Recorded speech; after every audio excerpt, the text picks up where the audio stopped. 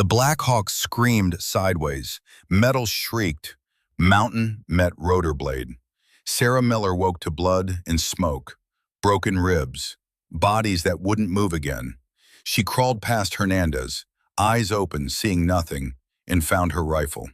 30 feet away, a man in Russian contractor kit, a K-74 in his hands, bleeding from the temple, their eyes locked. 2 wounded soldiers, 1 crashed helicopter, then engines, multiple vehicles closing fast from the north. Not American. The Russian heard it too. Sarah's rifle came up. His came up. They stared at each other across 30 feet of wreckage. If they fought now, the militia would kill whoever survived. Somewhere in the rocks above, a radio crackled orders in a language neither understood. Orders that would kill them both.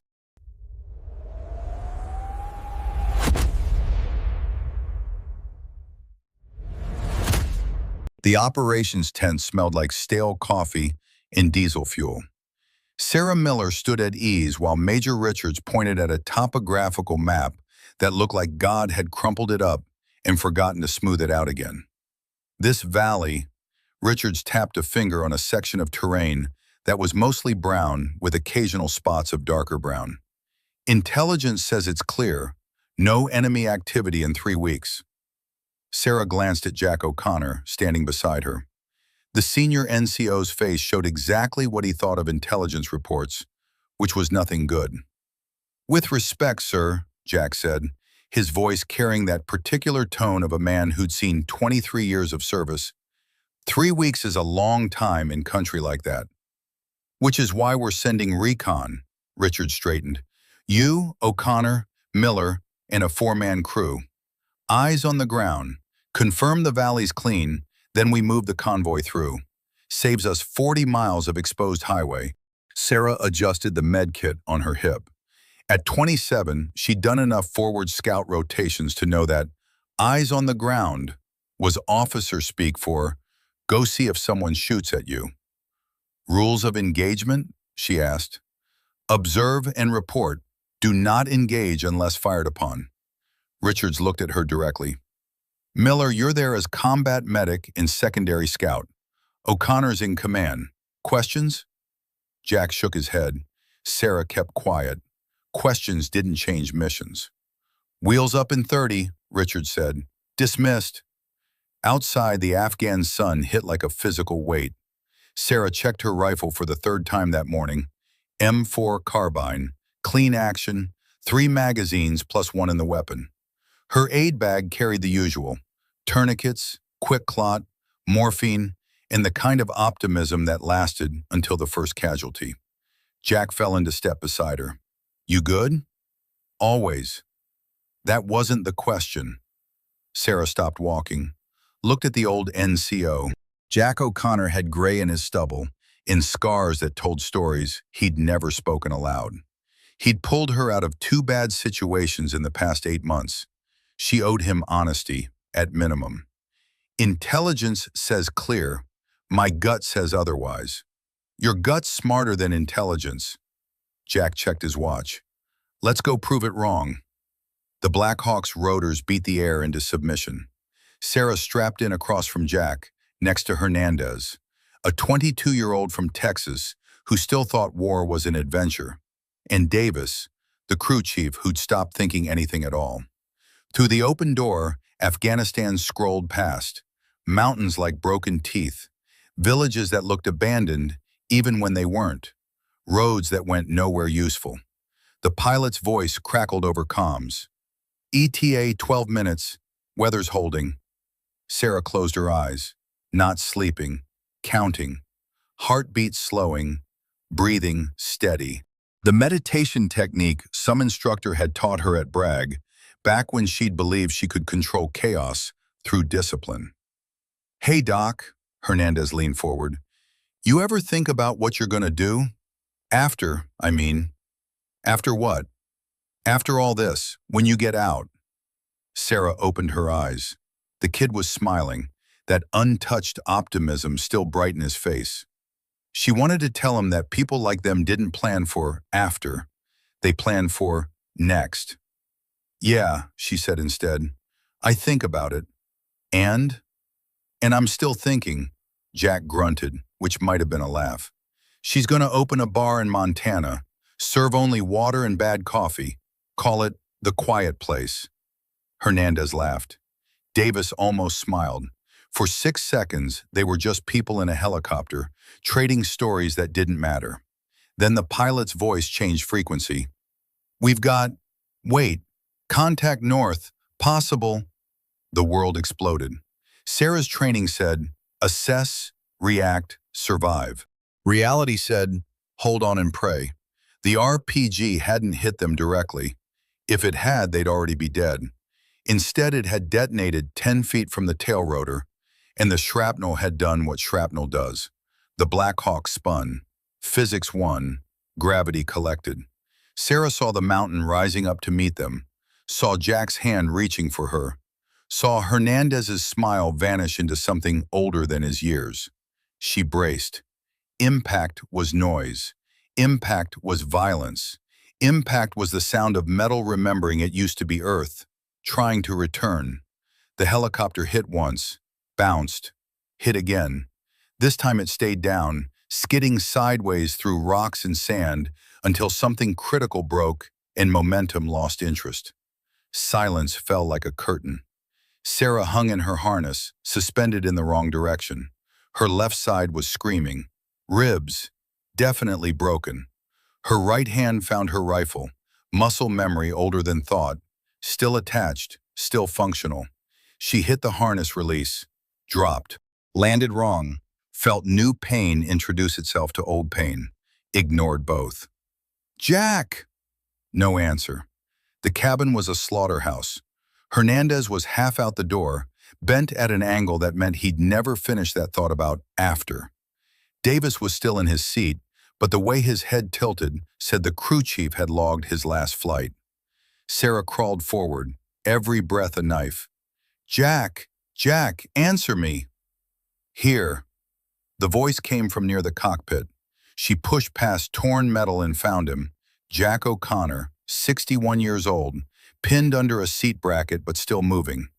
Blood ran down his face from a scalp wound. His left arm hung wrong. You mobile? He asked. Barely. You? Give me a minute. He looked past her, at the bodies. The others? Sarah shook her head. Jack closed his eyes, opened them. Radio? She checked. The comms unit was crushed. The emergency beacon was, she couldn't tell, maybe transmitting, maybe not. Either way, help was hours out, if it came at all. We need to move, Sarah said. Whoever fired that RPG is going to come confirm the kill. Agreed, help me. The gunshot cut him off. Not aimed at them, aimed past them, into the rocks. Sarah spun, rifle up, and saw him. 30 feet away. Russian contractor kit, digital flora camo, chest rig with Cyrillic markings. A K-74 in his hands, barrel still smoking from a shot he just fired at something she couldn't see. He turned, saw her, froze. They stared at each other across the wreckage of violence that neither had started. His face was Slavic hard, maybe 40, with a wound bleeding down his temple. His weapon was pointed at the ground. Hers was pointed at his chest. Doc, Jack's voice was low. Talk to me. Enemy combatant, Sarah said. 30 feet, armed. Can you take him? Yes. Then why haven't you? That was the question, wasn't it? Sarah's finger rested on the trigger. 2 pounds of pressure. 1 dead Russian. Problem solved. Except the Russian wasn't moving, wasn't raising his weapon, wasn't doing anything except bleeding and breathing hard, like a man who just survived something he shouldn't have. Then Sarah heard it. The sound that changed the equation. Engines. Multiple vehicles. Coming fast from the north. The Russian heard it too. His head snapped toward the sound, then back to Sarah. For half a second, something passed between them. Not understanding, not trust, just recognition. They were both fucked. Doc! Jack's voice was urgent now. Decision time. Sarah's training was screaming at her. Hostile combatant. Threat assessment, high. Response, engage and neutralize. Her instinct was screaming something different. The Russian lowered his weapon. Not all the way, he wasn't stupid, but enough. Enough to show he was thinking the same impossible math she was. 2 wounded soldiers, 1 crashed helicopter, unknown number of hostiles inbound. If they fought each other now, they'd both die tired. Sarah made a decision that would either save her life or end it. She lowered her rifle. 6 inches. Not all the way. Not yet. The Russian's eyes narrowed. He said something in a language she didn't speak, but the tone was clear. What now? Sarah pointed at the approaching engine sounds, then at herself, then at him, then made a cutting gesture across her throat. They'll kill us both. The Russian hesitated, then slowly he nodded. Doc, Jack said from behind her, tell me you're not doing what I think you're doing. I'm keeping us alive. Sarah didn't take her eyes off the Russian. Can you move? If I have to. You have to. The vehicles were closer now. Sarah could hear voices, not English, not Russian, something else. Local militia, maybe. Warlords' men. Whoever they were, they'd fired that RPG, and they were coming to collect. The Russian gestured toward the rocks to the east. High ground, cover. He started moving that direction, limping badly, keeping his weapon pointed away from Sarah, but ready to swing up if needed. Sarah helped Jack to his feet. The old NCO hissed in pain, but stayed upright. This is insane, he muttered. You got a better idea? Yeah, shoot the Russian, take our chances. Can you run? Jack looked at his mangled arm, at the blood loss, at the terrain. No. Then we go with insane. They moved, Sarah half carrying Jack, the Russian 20 feet ahead, all 3 of them stumbling toward rocks that might hide them or might become their graves. Behind them, the Blackhawk burned. Behind that, the vehicles were arriving. Sarah heard doors slam, heard voices shouting, heard the distinct sound of weapons being loaded. They reached the rocks just as the first militiamen rounded the helicopter wreckage. The 3 of them, 2 Americans and a Russian, pressed themselves into a crack in the stone barely wide enough for breathing. Sarah's broken ribs protested. Jack was going pale from blood loss. The Russian's leg wound was leaving a trail that anyone with eyes could follow. Below, men in mismatched uniforms spread out around the crash site. 8 of them, maybe 10, armed with AKs and RPGs and the kind of confidence that came from hunting things that couldn't fight back. One of them spotted the blood trail, started following it toward their position. Sarah felt the Russian tense beside her, felt him start to raise his weapon. She put her hand on his arm, shook her head. Not yet. Wait. The Russian looked at her. Really looked at her. She could see the calculation happening behind his eyes, could see him deciding whether to trust her or shoot his way out. The militiaman was 10 feet away, 5 feet, raising his weapon. Sarah waited. Waited. The Russian didn't shoot, didn't move, trusted her choice. The militiaman walked past their hiding spot. 6 inches to the left he would have seen them. 6 inches. The margin between living and dying. He kept walking. Below, someone shouted an order. The men regrouped, loaded up, drove away, probably figuring the crash had killed everyone, or the survivors had scattered into the mountains. Silence settled again. Sarah let out a breath she didn't know she'd been holding. Beside her, Jack was unconscious, slumped against the rock. The Russian was staring at her with an expression she couldn't read. He said something in Russian, then in broken English, "Why you no shoot me?" Sarah checked Jack's pulse. Steady. Weak but steady. She looked up at the Russian. Same reason you didn't shoot me. We're both already dead if we're enemies. The Russian processed this, nodded slowly. He tapped his chest. Ivan. Sarah. Sarah, he tested the name, then gestured at Jack. He need medical? Yes, I have. Even reached into his kit, pulled out a field dressing, handed it to her. Sarah took it. This was insane. She was taking medical supplies from an enemy combatant. Except he wasn't acting like an enemy. He was acting like a soldier who understood that survival had no allegiance. She dressed Jack's wounds while Ivan kept watch. When she finished, she became aware of how vulnerable she was, back turned, hands busy, rifle out of reach. Ivan hadn't moved. When she looked up, he was pointing at her side. "You hurt." "Broken ribs, I'm fine." "You lie bad." He almost smiled. "Like Russian wife." Sarah surprised herself by almost smiling back. "You married?" The smile died. Ivan touched his chest over his heart, shook his head. "Was married." Sarah understood. War was full of words you used to use. "I had a family. I was a father. I believed in something." "We need to move," she said, "before they come back." "Where?" "Good question." Their helicopter was destroyed. Command didn't know where they were. They were surrounded by hostile territory, injured, and low on supplies. And their only ally was a Russian contractor who, 40 minutes ago, they'd have shot on sight. Sarah looked east, toward the mountains, toward terrain that might kill them, or might hide them long enough to figure out a plan that wasn't suicide. "That way," she said. Ivan followed her gaze, nodded. "Da, mountain has, how you say, many faces." "Faces?" "Yes, we show different face. Become mountain." He gestured at the three of them. "Hide until strong." Sarah understood. They'd use the terrain, become invisible, survive until rescue came, or they could extract themselves.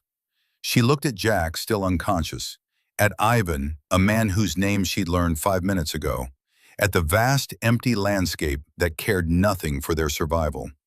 "Okay," she said. "We move in 10 minutes. You take point. I'll bring up rear with him."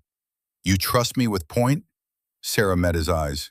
"No, but I trust you want to live. And you can't do that if you lead us into an ambush." Ivan considered this, then grunted what might have been approval. "Smart woman. Dangerous woman. Dangerous enough to shoot you if you betray us." "Good. I do same." They stared at each other. Not friends, not enemies. Something in between. Soldiers playing a game where the rules kept changing, and the only prize was tomorrow. Sarah held out her hand. Ivan looked at it like it might explode. Then slowly, he shook it. His grip was firm, calloused, the hand of a man who'd held weapons for decades. "We survive," he said. "Then we enemy again, yes?" "Yes." "Good. I like honest." He released her hand and moved to the edge of their hiding spot, scanning the terrain with professional efficiency. Sarah checked her rifle, redistributed her gear, and tried not to think about the fact that she just made a deal with a man who might kill her the moment it was convenient. Jack groaned, coming around. His eyes opened, focused on Sarah, then on Ivan. "Doc," he whispered, "please tell me that's a hallucination." "It's a hallucination," Sarah said. "A Russian-speaking, gun-carrying hallucination who's keeping us alive." "Christ," Jack closed his eyes. "I'm getting too old for this." "You're getting too old for everything, Jack." "Yeah, well." He opened his eyes again, looked at Ivan's back. "He makes one wrong move. I'll handle it. That's what worries me." Ivan turned, pointed at the mountains. "We go now. Dark coming." Sarah helped Jack to his feet. The old NCO swayed but stayed upright. Together, 2 Americans and a Russian, none of them trusting each other, all of them needing each other, they started climbing into terrain that would test every skill they'd learned and every choice they'd made. Behind them, the wreckage burned. Ahead, the mountains waited.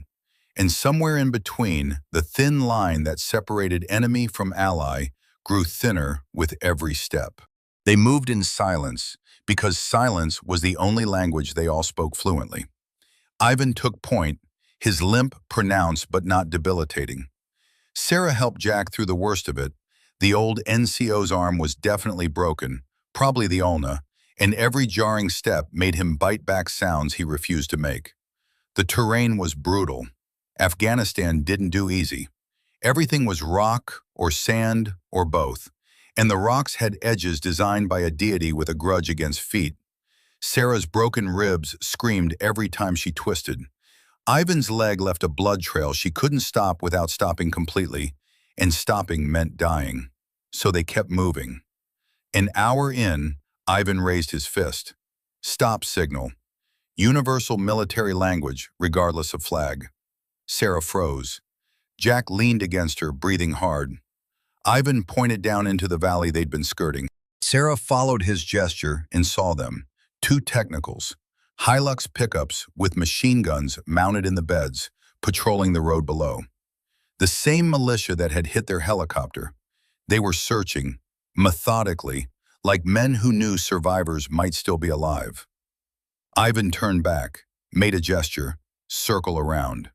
Sarah nodded. They couldn't go through the valley, too exposed. They'd have to go up and over, which meant another 2 hours minimum, which meant Jack might not make it. But what choice did they have? They climbed. The sun was starting its descent when Ivan stopped again. This time he sank down behind a boulder and gestured for them to join him. Sarah helped Jack down, and the three of them huddled in a space barely big enough for breathing. Ivan pointed at Jack. Water? Sarah checked her canteen, half full. She handed it over. Ivan took a single small sip, then passed it to Jack, who drank carefully before handing it back. You need? Ivan asked Sarah. I'm fine. Lie again. But he didn't push it. Instead, he unslung his pack and pulled out what looked like dried meat, offered it. Sarah stared at the food. Her stomach was screaming, but her training was screaming louder. Don't accept anything from enemy personnel. Don't create debts. Don't. Jack took the food, ate it, looked at Sarah. Pride's not a nutrient, Doc. She took the meat, ate it, tasted like salt and regret. Ivan watched them, then said, You good soldier. What makes you say that? You know shoot me. He tapped his temple. Smart. You save old man. He pointed at Jack. Loyal. You eat enemy food. He smiled, showing teeth that had seen better days. Practical. In war, practical beats brave. You sound like you've been doing this a while. 22 years, since I am boy. What branch? Ivan's smile faded. Many branches, tree has fallen. I am what left. Sarah understood. Contractor, mercenary, the kind of soldier who kept fighting after their country stopped paying.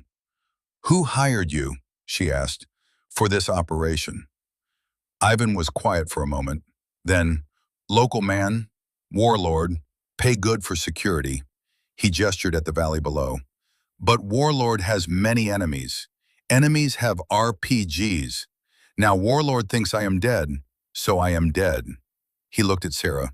Same as you. We're not dead. We have command. Backup. You have hope. Ivan's tone wasn't mocking, just tired. Hope is good, but Mountain no care about hope. Jack spoke up, his voice rough. So what's your play, Ivan? Stick with us until rescue, then disappear? Maybe. Or maybe rescue no come, then we all disappear. He met Jack's eyes. I no lie to you, old man. I am not friend, but today I am not enemy. Tomorrow? He shrugged. Tomorrow is tomorrow. Sarah found herself respecting that honesty. No pretense, no false brotherhood, just three soldiers doing temporary math. We need a better position, she said. Somewhere defensible. Water source if possible. Ivan nodded. I know place. 2 kilometers north. Old Soviet outpost. Abandoned. Maybe. Maybe? Is Afghanistan. Nothing ever truly abandoned. How long to get there? Ivan looked at Jack. At the terrain. At the dying light. 3 hours, if old man can walk. I can walk, Jack said. Then we go before dark. Ivan stood, winced, tested his leg. American, Russian, all bleed same. All die same. Tonight we no die. Yes? Yes, Sarah said. They moved again, north, toward a Soviet outpost that might or might not exist, might or might not be empty, might or might not kill them. But it was direction, and direction was better than standing still while death figured out where you were hiding. The sun continued its fall. Shadows grew longer. The temperature dropped toward freezing because Afghanistan's only consistency was inconsistency. Sarah counted steps, monitored Jack's breathing, watched Ivan's back for signs of betrayal or collapse. This was survival. This was the math you did when the world reduced itself to, can I take one more step? The answer, every time, had to be yes. The Soviet outpost was exactly what Ivan had promised. Abandoned, maybe. It sat on a ridge overlooking a dried riverbed, concrete walls pocked with bullet holes from conflicts so old nobody remembered which side had won. The roof was partially collapsed. The windows were empty sockets. But it had 3 walls still standing, which was 3 more than they'd had an hour ago. Ivan approached cautiously, rifle up, checking angles. Sarah covered him from 20 feet back, Jack leaning against her shoulder. After 2 minutes of silent clearing, Ivan whistled low. Clear, come. They entered what had once been a command post. The floor was littered with shell casings, broken equipment, and the kind of debris that accumulated when soldiers left in a hurry. But it was dry. It was defensible. It would do. Sarah got Jack seated against the most intact wall. The old NCO was pale, his breathing shallow. How bad? He asked. You're in shock, blood loss, possible concussion. Sarah started pulling supplies from her med kit. I can stabilize you, but you need a hospital. Add it to the list. Jack closed his eyes. Do what you can. Sarah worked. IV fluids, wound cleaning, splint for the arm, pain management, half a dose of morphine because they might need the rest later. All the while she felt Ivan watching from the doorway, keeping guard. When she finished, Jack was sleeping. Not unconscious, just exhausted. The morphine would help. Sarah stood, her ribs protesting. Ivan was silhouetted against the dying light, a man-shaped hole in the sunset. You good doctor, he said without turning. I'm a combat medic. There's a difference. No. In war, no difference. You save life or you watch death. That is only medicine that matters. Sarah joined him at the window. Below, the valley stretched out empty. No lights, no movement, just darkness arriving like a tide. How long until they find us? She asked. Find? Maybe never. Maybe tomorrow. Ivan shifted his weight off his bad leg. Depends on what they think happened. If they think all dead, they stop looking. If they think survivor, they keep hunting. What would you do if you were them? Ivan considered. I would assume survivor, because assuming death makes you lazy. Lazy gets you killed. He glanced at her. So they will look. Question is, where? And you think they won't look here? I think this outpost has ghosts. Local people avoid. Say it cursed. He smiled slightly. Is not cursed, but superstition is good security. Sarah wanted to ask what had happened here to create that superstition. Decided she didn't want to know.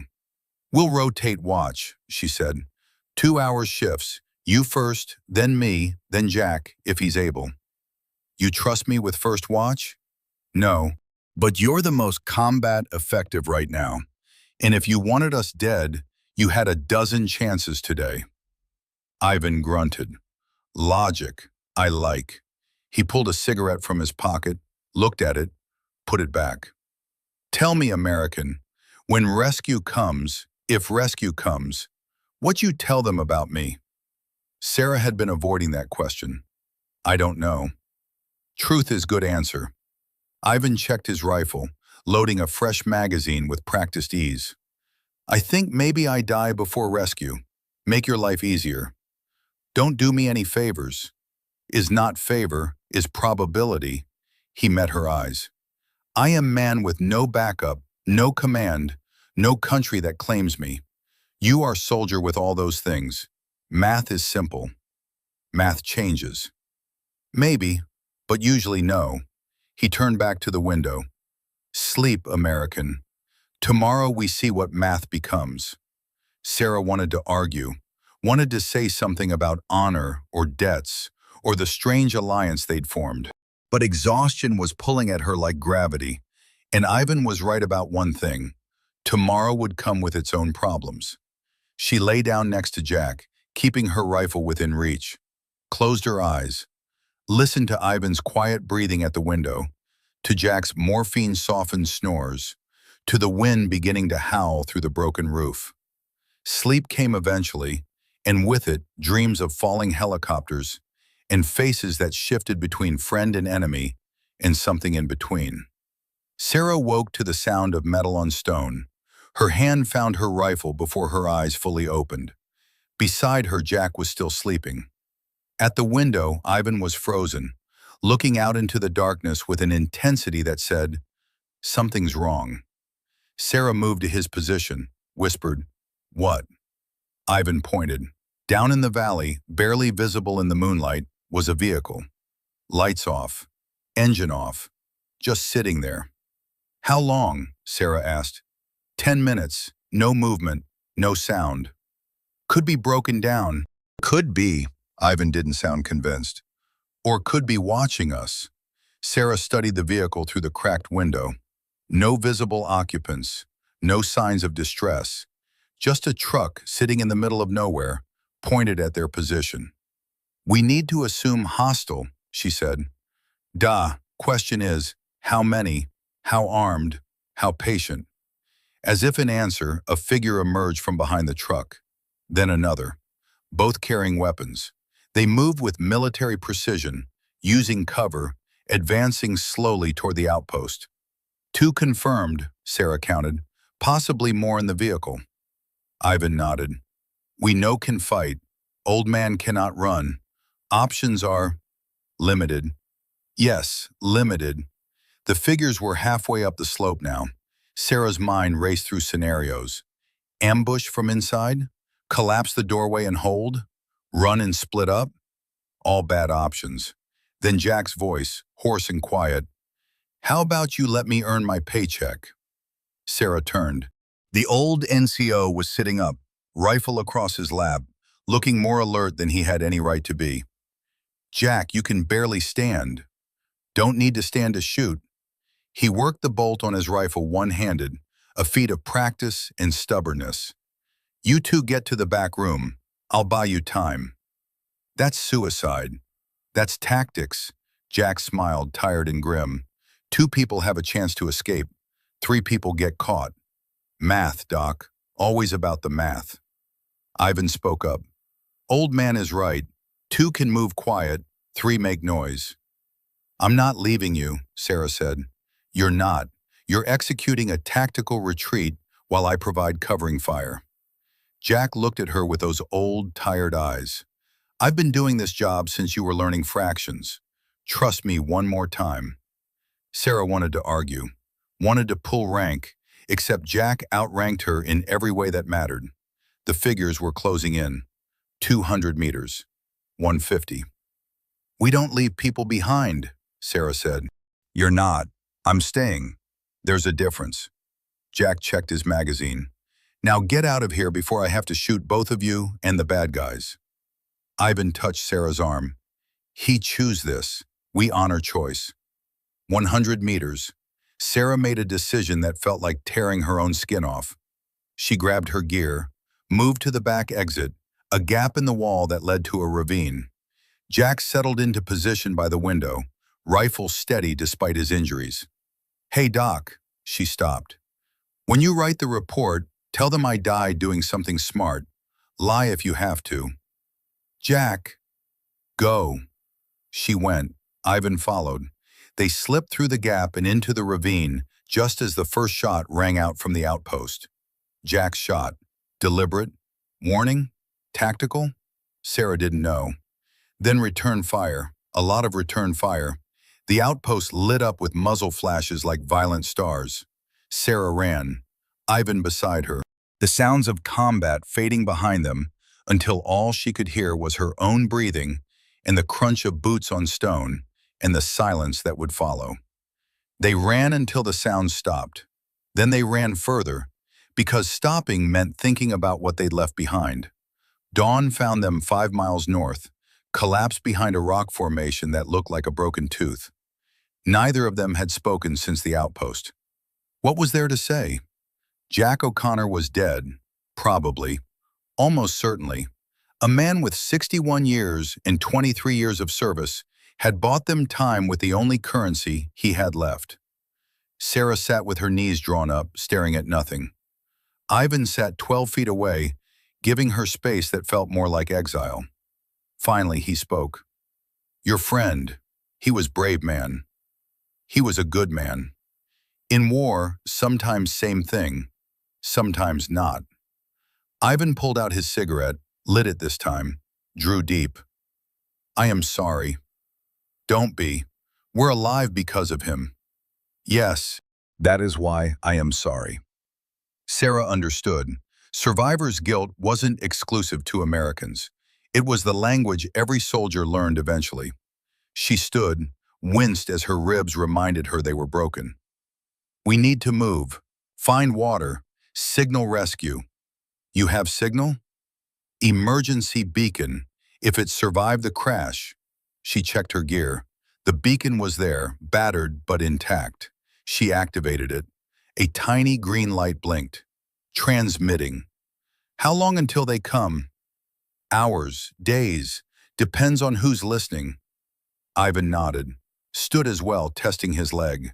The bleeding had slowed, but the wound was ugly. Needed proper treatment. You need medical attention, Sarah said. I need water more. Medical is luxury. He was right. They'd shared the last of their water 2 hours ago. In this terrain, dehydration would kill them faster than wounds.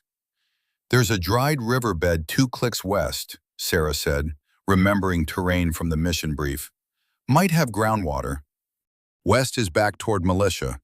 You got a better idea? Ivan smiled without humor.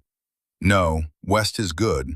West is terrible, but his only option, so is good. They started walking. 2 soldiers who'd met as enemies, become reluctant allies, and were now something else entirely, witnesses to each other's survival. The kind of bond that formed not from liking each other, but from bleeding in the same direction. An hour in, Ivan stopped, pointed at the ground. Track. Sarah looked. Boot prints. Recent. Multiple people moving north. Militia? She asked. Maybe worse. Ivan studied the tracks like reading a story. 4 people, armed, moving fast, not hunting, running. From what? That is a question that worries me. They followed the tracks because tracks meant people, and people meant water or weapons or information. After 30 minutes, they found the answer. Bodies, 3 of them. Militia fighters by their gear. Shot from distance. Professional grouping. Military precision. Ivan knelt, examined the wounds. Sniper, single shooter, maybe 2. He pointed at the angles. From that ridge, 800 meters, maybe more. Sarah scanned the ridge, saw nothing. Ours or theirs. Does not matter. What matters is, they still here? As if in answer, a sound echoed across the valley. A single shot. Distant, not aimed at them. Someone else was hunting in these mountains. Ivan and Sarah looked at each other, and in that look was understanding. They'd stumbled into someone else's war, and that war didn't care which flag they carried. We go quiet, Ivan whispered. No talking, no shooting. We become stones. Sarah nodded. They moved laterally, using terrain, staying low.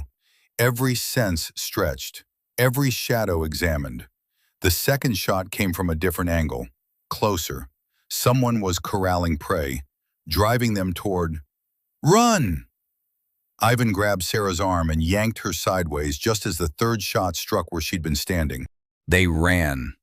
Not away from danger, because danger was everywhere. Towards something that looked like cover, and might be a grave. Shots followed them. Professional. Measured. Not trying to kill, Sarah realized, trying to herd. They were being hunted by someone who knew what they were doing. They reached an outcropping and pressed themselves into shadow. Ivan's breathing was ragged. Sarah's ribs were screaming. "Who?" she gasped. "I know no, but they are good." "Better than you?" "Yes, maybe."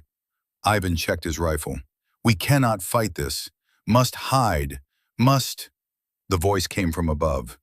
Male. American accent. "Weapons down. Hands up. Move and you're dead." Sarah's heart sank. Rescue had found them, but rescue was pointing a rifle at her head. The American voice came again. "I said weapons down. Now." Sarah raised her hands slowly. Beside her, Ivan did the same. Both their rifles hung on slings, pointed at the ground. "We're friendlies," Sarah called out. Combat medic Sarah Miller, 3rd Battalion, 75th Ranger Regiment. "I was on the Blackhawk that went down yesterday." Silence. Then movement. 3 figures emerged from positions Sarah hadn't even seen. All American gear. All professional. The lead man was mid-40s, hard-faced, with a sniper rifle that had probably made those precision shots. Staff Sergeant Marcus Webb. Sarah read it off his name tape. Miller. Webb kept his weapon trained on them. "Your KIA on the manifest. Crashed helo, no survivors reported." "Reports were wrong. I survived. So did—" She stopped, remembering. "Senior NCO Jack O'Connor was with me. We lost him at the Soviet outpost." Webb's expression didn't change. "And your friend?" "He's not my friend." "Then what is he?" Sarah chose her words carefully. "He's the reason I'm still alive." "That's not an answer." Ivan spoke up, his English thick but clear. "I am Ivan Volkov, contractor, not American, not enemy, just survivor." Webb studied them both. Sarah could see the calculation happening. 2 people, 1 American, 1 Russian, both armed, both alive in hostile territory. The math didn't add up the normal way. "Here's what's going to happen," Webb said. "You're both going to come with us, hands on heads. We'll sort this out at the FOB." "We can't go back," Sarah said. "There's militia hunting us. Local warlords' men. They hit our helicopter." "I know, we've been tracking them." Webb gestured to his team. "Daniels, secure their weapons. Rodriguez, check for explosives." 2 soldiers moved in. Professional. Efficient. They disarmed Sarah and Ivan like taking candy from children. Sarah's rifle, her sidearm, her knife, all gone in 30 seconds. "Sergeant Webb," Sarah tried again. "I know how this looks, but—" "You don't know anything, Miller. You've been MIA for 36 hours with a Russian contractor in the middle of hostile territory. That's a conversation that happens above my pay grade." He keyed his radio. "Overwatch, this is Shadow 2. Package secured. 2 individuals. 1 friendly, 1 unknown. Requesting extract. Over." The radio crackled. A different voice, older. "Shadow 2, extract is negative. Militia activity too heavy. Hold position until nightfall. How copy?" Webb grimaced. "Solid copy. Shadow 2 out." He looked at Sarah and Ivan. "Congratulations, you just bought yourselves 6 more hours in hell."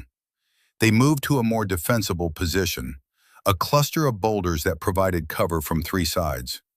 Webb's team set up overwatch positions, while Sarah and Ivan sat in the center, hands zip-tied in front of them.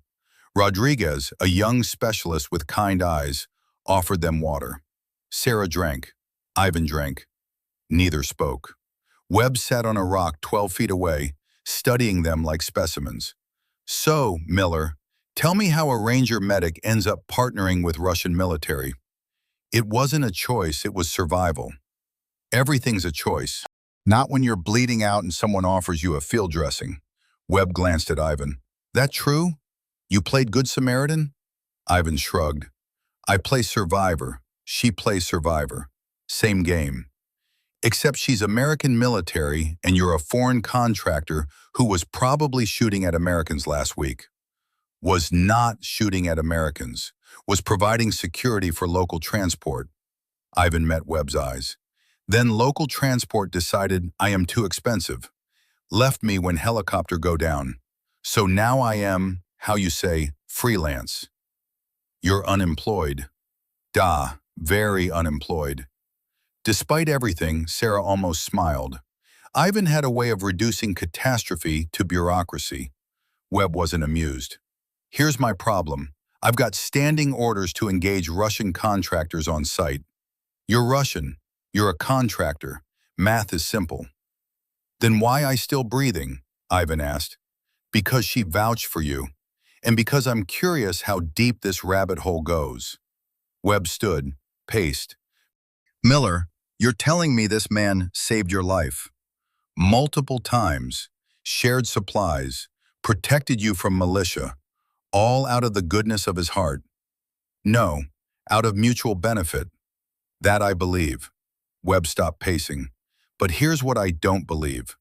I don't believe he's just some contractor who got unlucky. Men like him don't survive 20+ years by being unlucky. He looked at Ivan. So what's your real story, Volkov? Ivan was quiet for a long moment. Then, you want real story? Okay. I am former Spetsnaz. Served 12 years. Good soldier. Follow orders. Kill who they say kill. Then one day, I ask wrong question. Question about money. About who really getting paid. So I become not Spetsnaz. Become contractor. Work for warlords, oligarchs, anyone who pay. He paused. I am not good man, Sergeant, but I am not enemy of America. I am just man who survived by being useful. Webb absorbed this. And yesterday, when that Blackhawk went down, you were where? Wrong place. Right time. I survived crash too. See American woman, think maybe she shoot me. She think maybe she shoot me. Then we hear militia coming. We choose. Shoot each other and die, or not shoot and maybe live. Ivan smiled without humor. We choose maybe. And Jack O'Connor, Webb asked, turning back to Sarah, how'd you lose him? Sarah felt the wound open fresh.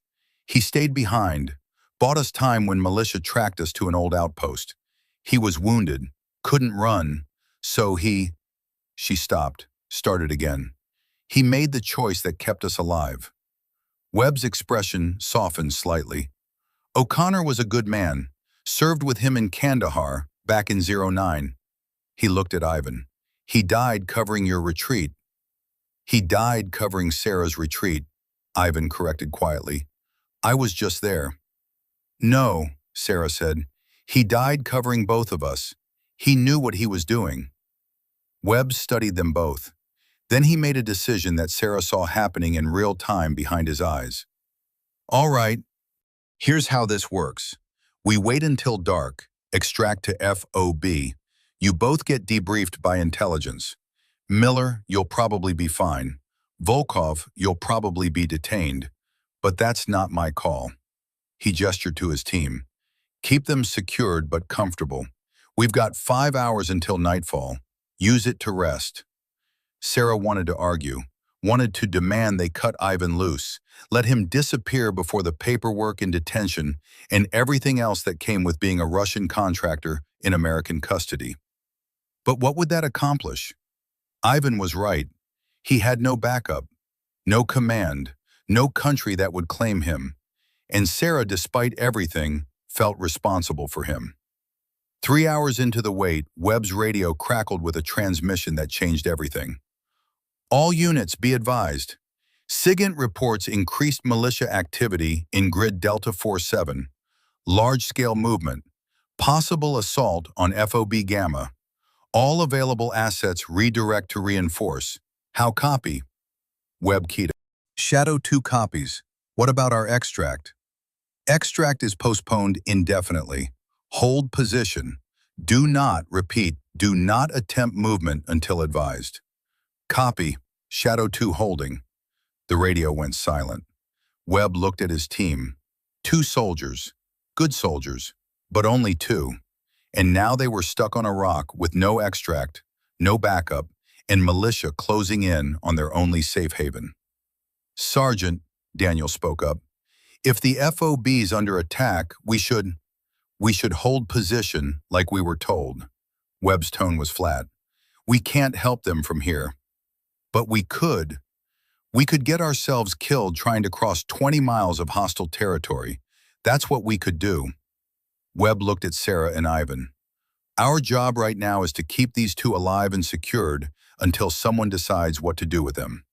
Sarah spoke up. "Cut Ivan loose." Webb turned. "Excuse me?" "You heard me. Cut his zip ties. Give him back his rifle. If militia comes, you need every gun you can get. That man is a foreign combatant. That man has kept me alive for 36 hours in the same terrain you're stuck in now. He knows this area. He knows how militia operates, and he can shoot." Sarah met Webb's eyes. "You're a tactician, Sergeant. Do the math." Webb looked at Ivan. "You got anything to add?" Ivan shrugged. "I prefer to not die today. If you prefer same, we have common goal." "Common goal doesn't mean common loyalty." "No, but common enemy is better than nothing." Webb was silent for a full minute. Then he pulled out his knife and cut Ivan's zip ties. "You make one wrong move, I put a bullet in your spine. Clear?" "Very clear." Ivan rubbed his wrists. "My rifle?" "Rodriguez, give him his weapon. No ammo." "Sergeant," Rodriguez protested. "No ammo," Webb repeated. "He can have the rifle. If we get hit, we'll reassess." Rodriguez handed over Ivan's AK-74. Ivan checked it professionally. Chamber, magwell, sights, all muscle memory. Then he looked at Webb. "Thank you for trust." "I didn't give you trust. I gave you a useless rifle." Webb turned away. "Now shut up and stay useful." Sarah's zip ties came off an hour later, more out of practicality than trust. Webb needed her hands free in case casualties started rolling in. She was, after all, the only medic. She sat next to Ivan, both of them watching the valley below where dust plumes indicated movement. Lots of movement. "You think they attack FOB?" Ivan asked quietly. "Probably. If they do, Webb's team has to respond." "And we? We probably die here." Ivan nodded like she'd confirmed the weather. "Is good spot to die. Better than many places I have been." "You're very fatalistic." "I am very Russian," he smiled. "Same thing." Despite everything, Sarah found herself smiling back. There was something liberating about being reduced to survival. No politics, no flags, just the simple question, do I live or die today? "Ivan," she kept her voice low, "when we get to the FOB, if we get there, they're going to separate us, interrogate you, probably detain you." "Duh, I know. And you're okay with that?" Ivan was quiet for a moment. Then he pulled something from his pocket, a photograph, creased and faded. A young girl, maybe 10 years old, smiling at the camera. "My daughter, Anya," he said her name like a prayer. "Aleppo, 2019. Airstrike. She was visiting grandmother. Wrong place, wrong time." Sarah looked at the photo, at the girl who would never grow older than 10. "I'm sorry." "Is war no care about sorry?" Ivan put the photo away carefully. "After she die, I ask myself, what I am fighting for? Money? Country? Orders?" He shook his head. "I find no good answer, so I keep fighting because is what I know. But I lose, how you say, purpose. And now? Now I help you. You are soldier, like me, but you still have purpose, still believe in something." He looked at her directly. "When I see you with old man, with Jack, I remember. Is possible to fight for person, not for country. Maybe that is better." Sarah didn't know what to say to that, didn't know how to process the idea that this Russian contractor had helped her out of something more than survival instinct. Before she could respond, Webb's radio crackled. Shadow 2, this is Overwatch. Militia is moving on your position. Multiple vehicles, 15 plus combatants. You are danger close. Recommend immediate exfil to secondary LZ. How copy? Webb keyed up. Copy. What about FOB situation? FOB is holding. You are priority now. Move to grid Delta 4-2. Hilo will attempt extract in 20 mics. Overwatch out. Webb looked at his team. 2 soldiers. Then at Sarah and Ivan. 2 more guns, maybe. All right, people, we're moving. Fast and light. Rodriguez, take point. Daniels, rear security. He looked at Ivan. Volkov, you're carrying extra ammo. Miller, you're with me. We've got 20 minutes to cover 2 clicks of bad terrain with hostile forces breathing down our neck. He checked his rifle. Anyone got any prayers? Now's the time. They moved. The terrain was a nightmare of loose rock and blind corners. Sarah's ribs screamed with every jarring step. Ivan's leg was bleeding again, leaving a trail that anyone with eyes could follow. Behind them, vehicle engines growled, militiamen shouting, the sounds of pursuit that had become the soundtrack to Sarah's life. Rodriguez held up a fist. Stop signal. Everyone froze. Below, a patrol, 3 fighters, moving slow, checking terrain. Between them and the LZ, Webb studied the situation, whispered, "We can't engage. Gunfire will bring everyone down on us." "Then we go around," Sarah whispered back. "No time. Extract is in 18 minutes. Ivan spoke up, barely audible. "I can draw them away." "How?" "I run. They chase. You move." Webb shook his head. "You run, you die. Maybe, maybe not. But you stay, we all die." Ivan looked at Sarah. "Is logic." "It's suicide," Sarah said. "Is probability." Ivan smiled that tired smile. "Besides, what they do with captured Russian, not good things. Better I run." Before anyone could stop him, Ivan stood up, deliberately kicked a rock down the slope. The sound echoed like a gunshot. The patrol below spun toward the noise.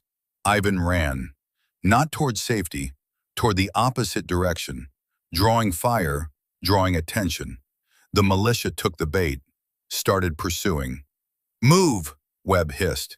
They moved, fast, low, using the distraction Ivan had bought them with his own life.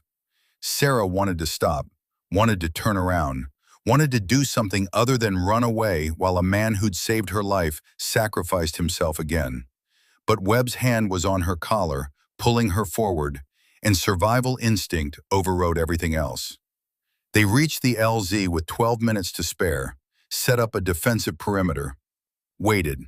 In the distance, gunfire. Single shots at first, then a sustained burst, then silence. Sarah stared at the radio in Webb's hand, willing it to crackle with Ivan's voice. With anything other than silence, it didn't. Webb keyed up. "Overwatch, Shadow 2 in position, ready for extract." "Roger, Shadow 2. Hilo inbound, ETA 8 minutes. 8 minutes. Sarah counted every second, listened for more gunfire, heard nothing but wind and her own heartbeat and the approaching sound of rotors.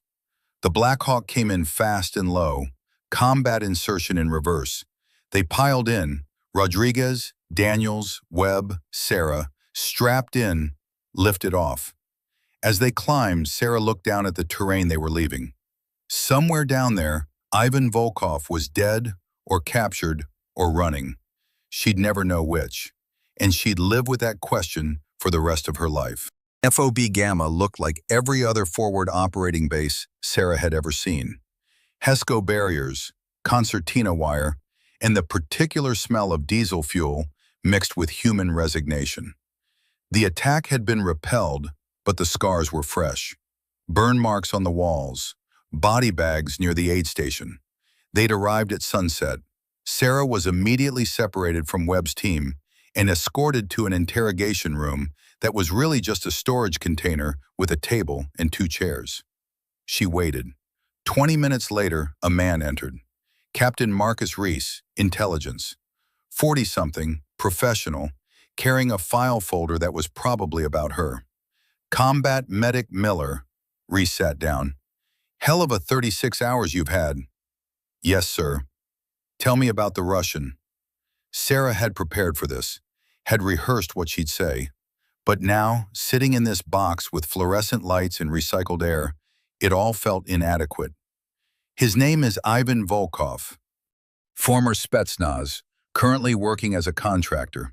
He was hired by a local warlord for security. When our Blackhawk went down, he was caught in the blast radius. We encountered each other at the crash site. And then militia was closing in.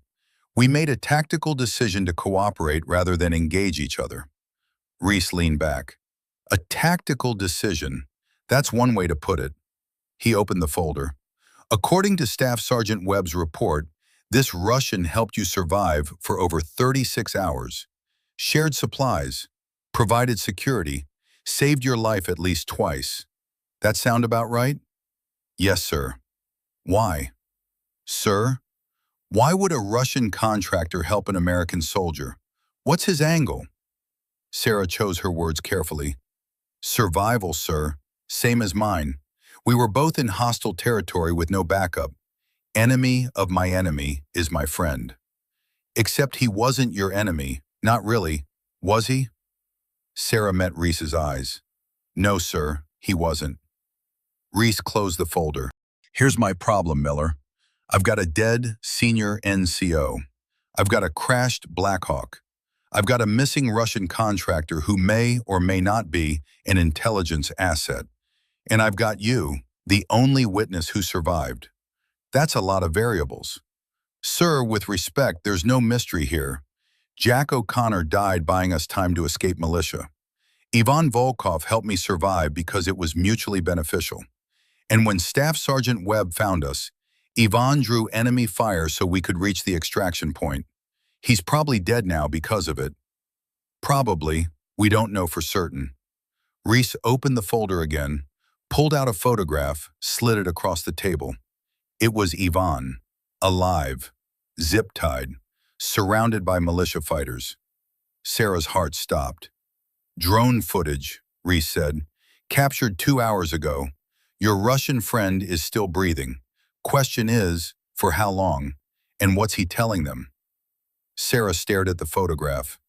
Ivan was on his knees, blood on his face, hands bound, but alive. We have to get him out, she said. Reese laughed. Actually, laughed. Get him out? Miller, he's a Russian contractor in enemy hands. That's his problem. He helped us. He saved American lives. He saved your life. That doesn't make him our responsibility. Sir? No. Reese's tone went flat. I've read Webb's report. I know what this man did, and I'm grateful. But gratitude doesn't change the fact that he's a foreign national with no legal protections and no claim on our resources. He tapped the photograph. This man knew the risks. He took them anyway. That's on him. Sarah felt something cold settle in her chest. So we just abandon him. We acknowledge reality. This is war, Miller. People die. People get captured. We can't save everyone. We can save him. How? You want me to authorize a rescue mission for a Russian contractor? Do you have any idea what that would? I don't care about the politics, sir.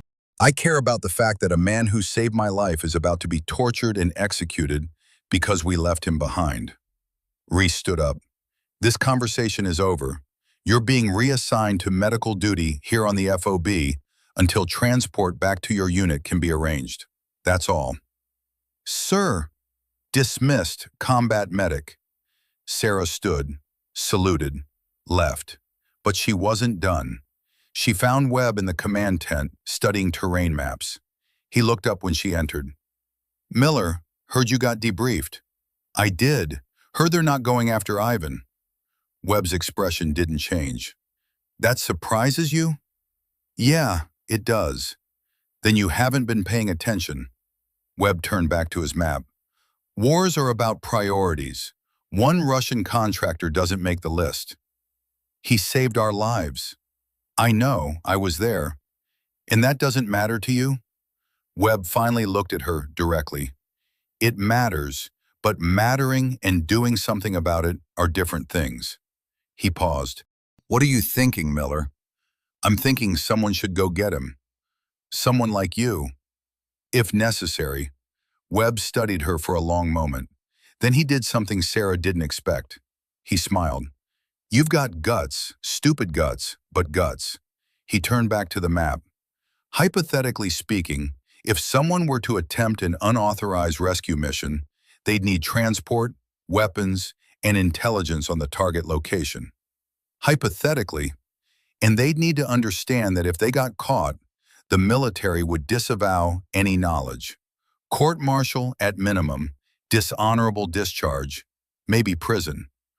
Hypothetically, that someone might think it's worth it. Webb pulled out a pen, started marking the map. Hypothetically, drone footage shows the target is being held in a compound here.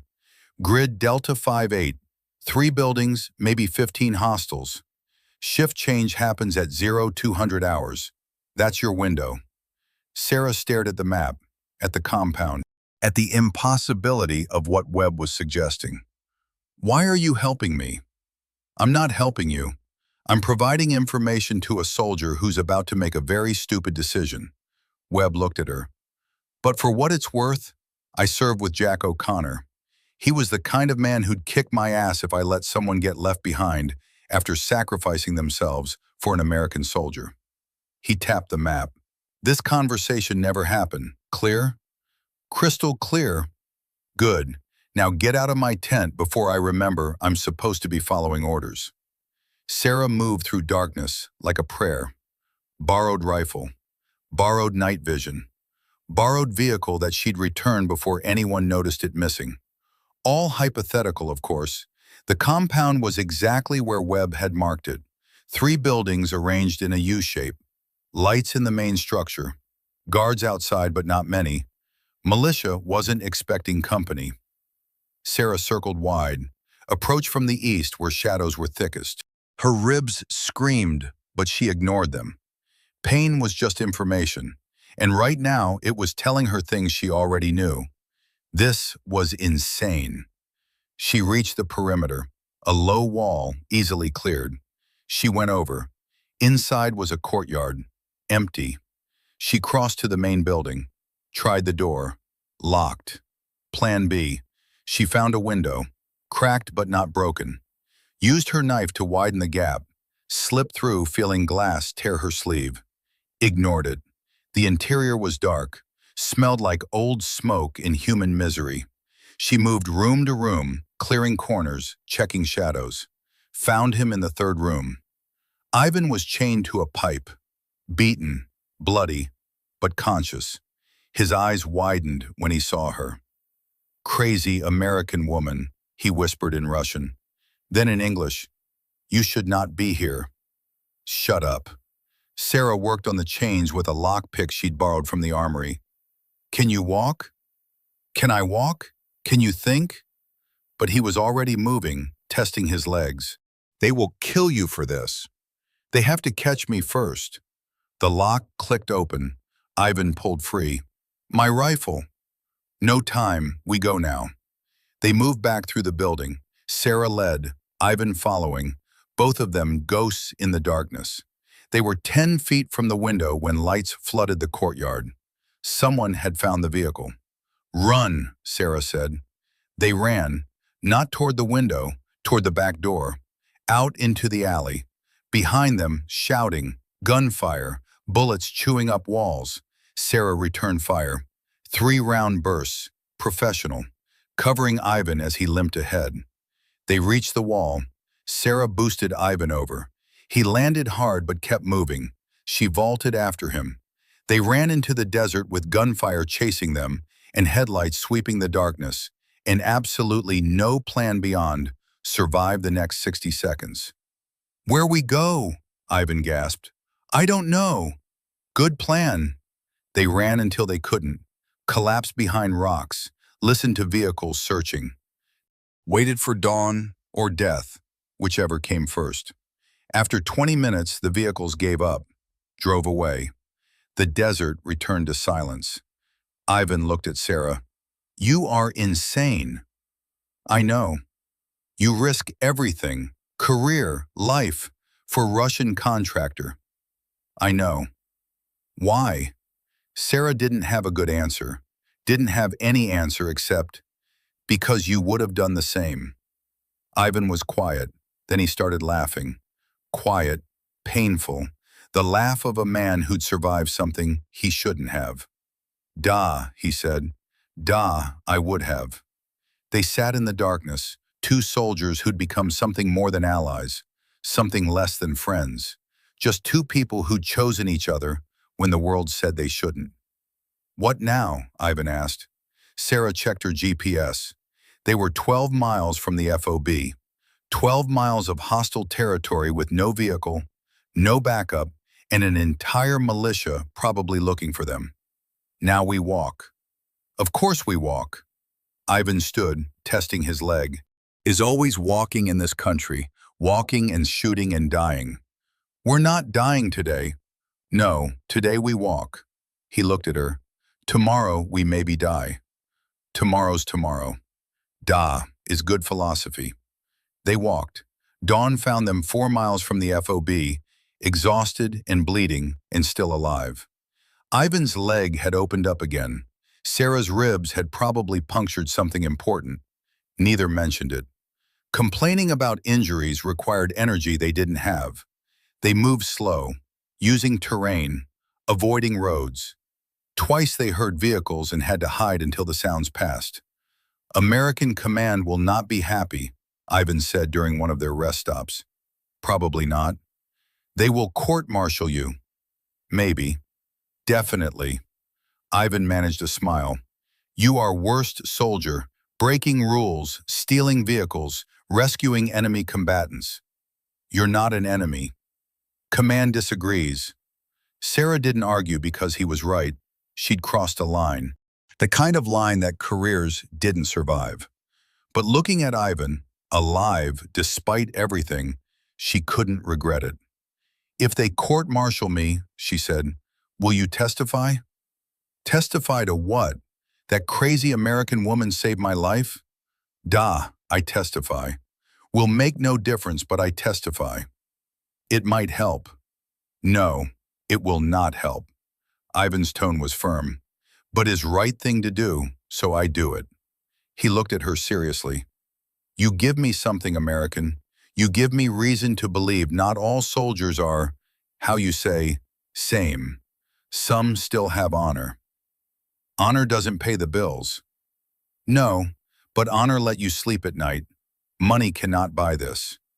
They walked on.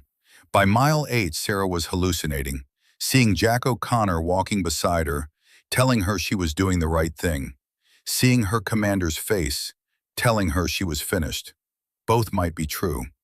By mile 10, Ivan was carrying her, somehow. She didn't remember when she'd stopped being able to walk alone. "Stay awake," he was saying. "Almost there. Stay awake." By mile 12, the FOB gates appeared like a mirage. Real or not real, Sarah couldn't tell. Then soldiers were surrounding them. Weapons drawn, shouting. Someone was pulling Ivan away from her. Someone else was checking her vitals. She heard Webb's voice. "Get them to medical. Now." Then darkness. Sarah woke in a hospital bed. Clean sheets, clean air. The smell of antiseptic. Her ribs were bandaged properly. IV in her arm. Pain medication making everything soft at the edges. Captain Reese sat in a chair beside her bed.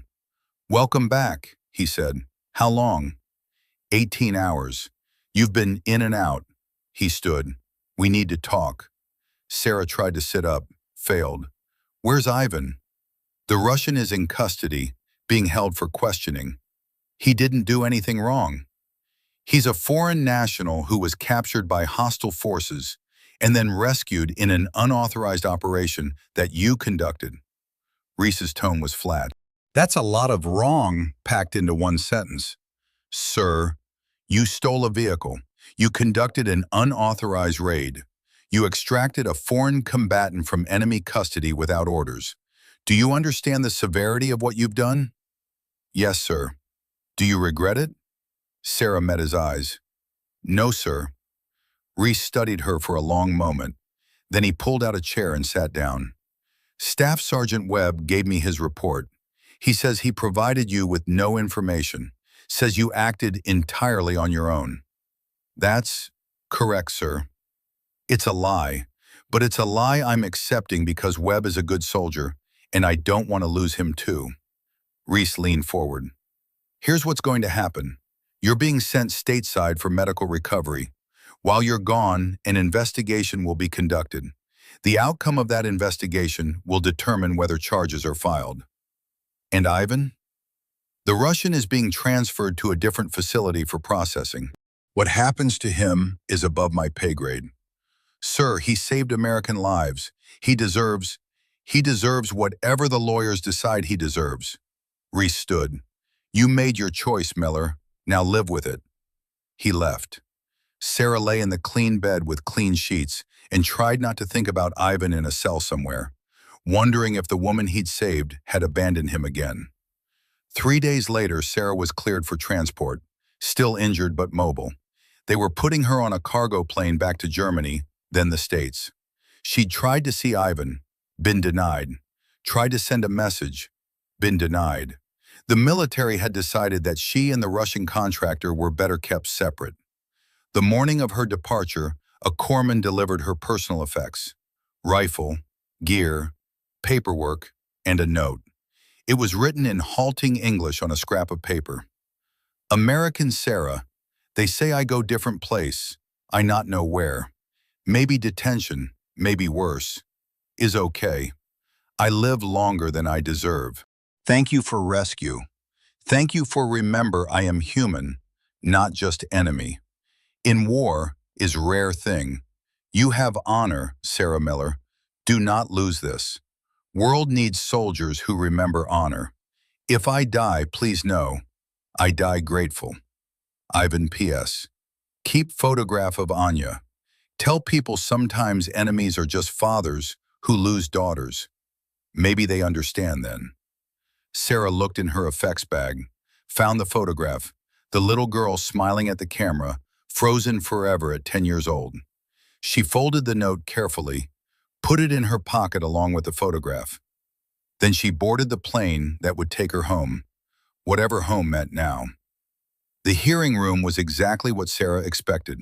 Long table, officers in dress uniforms, her own uniform feeling too tight, too formal. They'd charged her with unauthorized use of military equipment, conducting operations without orders, and reckless endangerment. Her defense attorney was a JAG captain who'd told her the best she could hope for was a dishonorable discharge instead of prison time. Sarah had accepted that.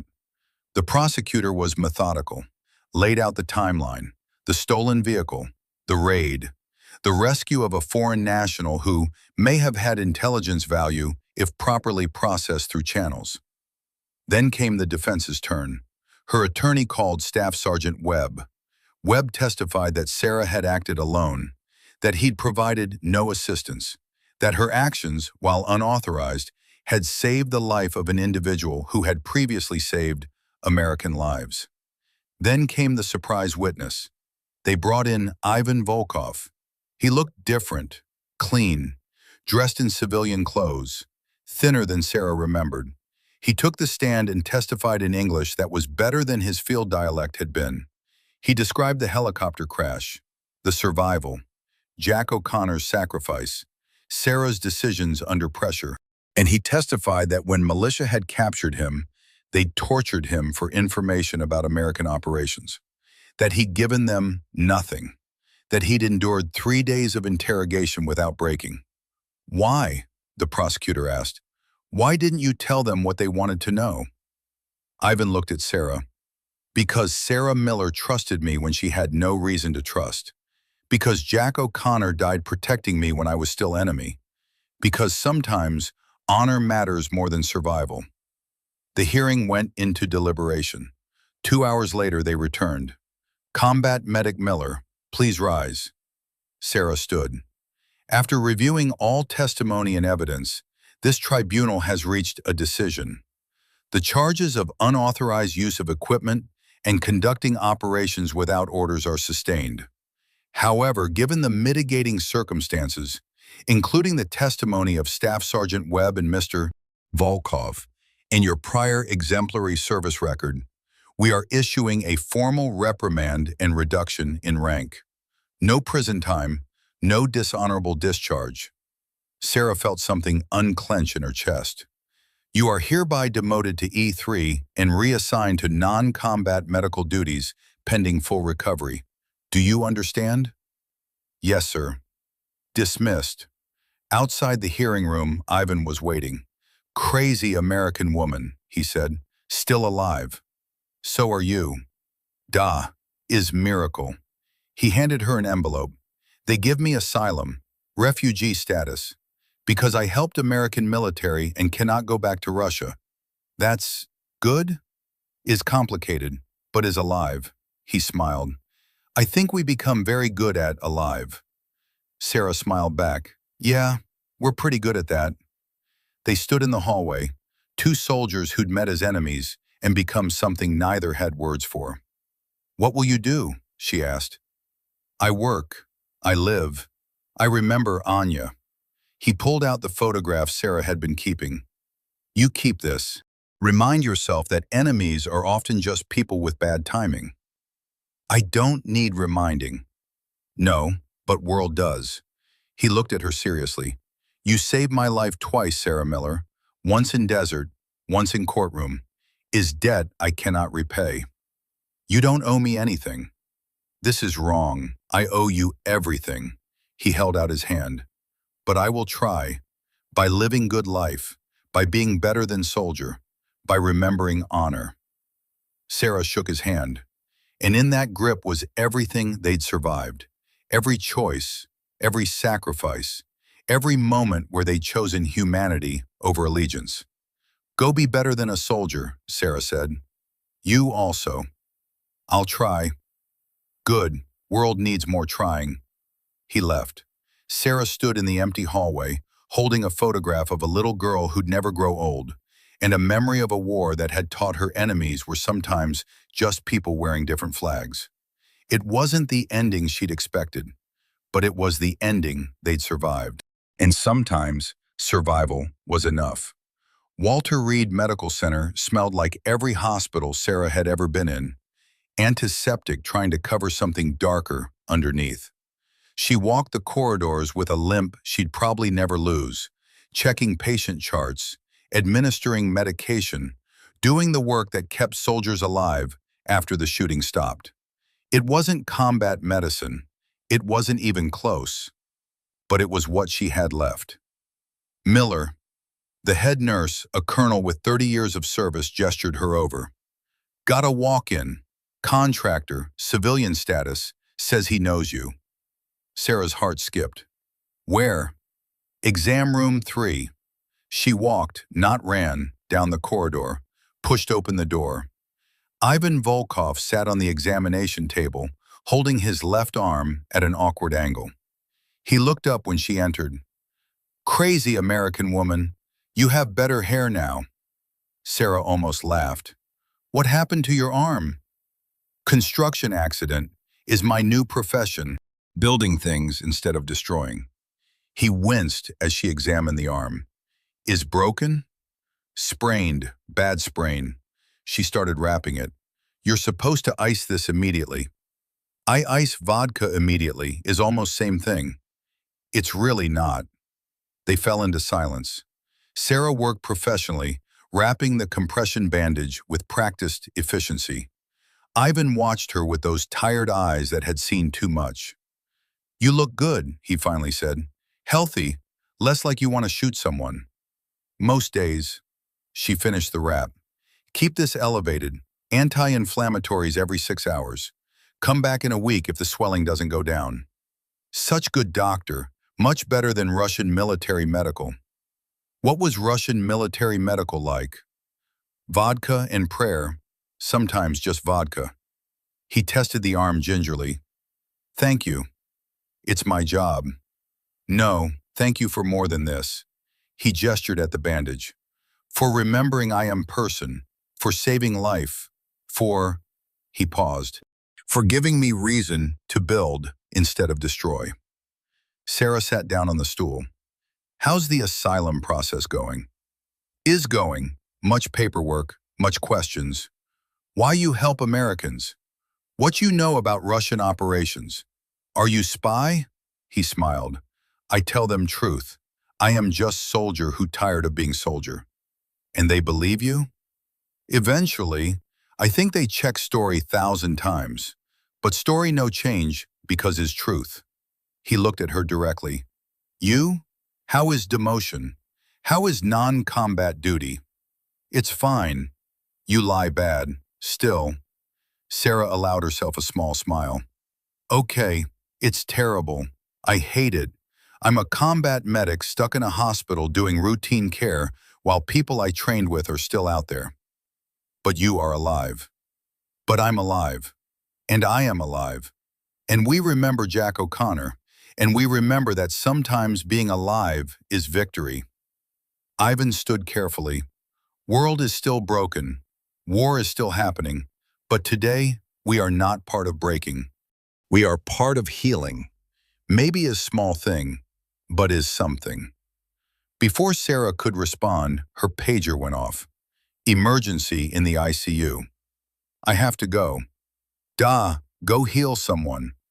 Ivan headed for the door, then stopped. Sarah Miller, you know how to find me?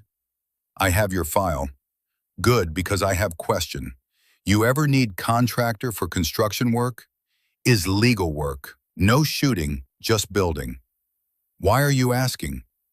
Because sometimes survivor needs purpose, and purpose should be shared. He smiled. Think about it. Crazy American woman and reformed Russian contractor. We build hospital in place that need hospital. We make something good from all the bad. He left before she could answer. Sarah stood in the empty exam room, thinking about buildings instead of battles, about healing instead of surviving. It wasn't the life she'd planned, but maybe it was the life she'd earned. The memorial service for Jack O'Connor happened on a gray Tuesday that matched the mood perfectly.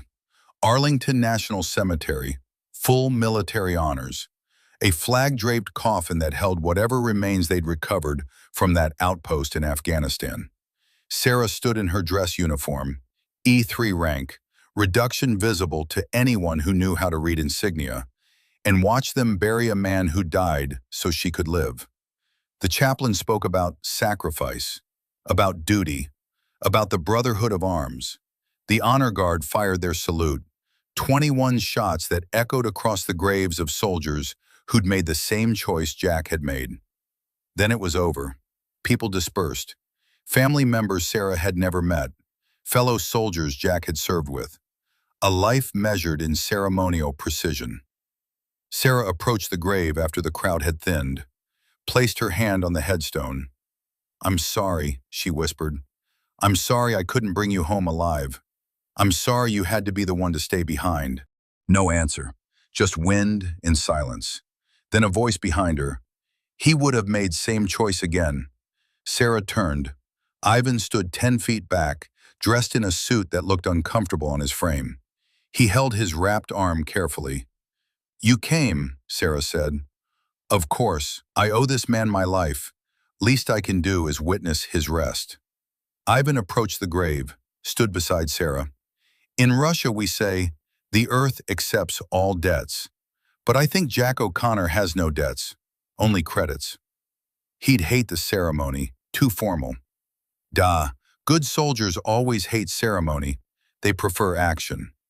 Ivan pulled something from his pocket, a medal, Russian military decoration, old and worn. This was mine, from Chechnya, for courage under fire. He placed it on the grave. Now is his, for courage when courage mattered most. Sarah felt tears threatening, pushed them back. He didn't die for nothing. No, he dies so two enemies become something else. He dies so world gets little less broken. Ivan looked at her. Is heavy price, but is not nothing. They stood in silence, two survivors paying respects to the man who'd made survival possible. Finally, Ivan spoke again. Sarah, I am serious about hospital project. I have investor, Russian emigre, rich man who want to do good with money. He interested in building medical facility in place that need it. Afghanistan maybe, or Syria, or anywhere war has broken things. That's ambitious. Da is crazy ambitious, like rescuing Russian contractor from militia compound. He smiled. But crazy sometimes works, and I think maybe we are a good team. You know medicine, I know construction. Together we build something that helps instead of hurts.